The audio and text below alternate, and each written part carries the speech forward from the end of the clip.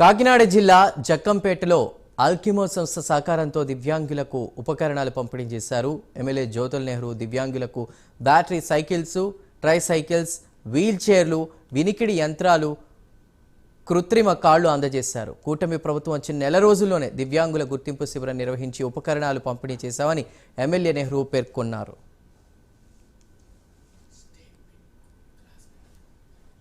వివిధ రకాలైనటువంటి పరికరాలని మీ అందరికీ అందివ్వడం జరుగుతుంది.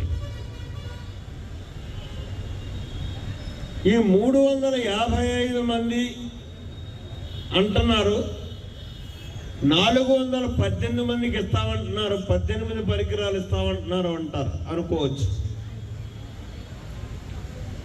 ఒకరికి చెవిటి మిషన్ కావాల్సి వస్తుంది, బండి కావాల్సి వస్తుంది, అలాగే కాలు కావాల్సి వస్తుంది, బండి కావాల్సి వస్తుంది.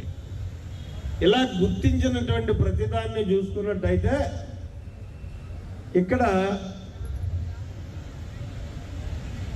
538 పరికరాలు రావాలి. మనం ప్రస్తుతం వచ్చినాయి 418 పరికరాలు వచ్చాయి.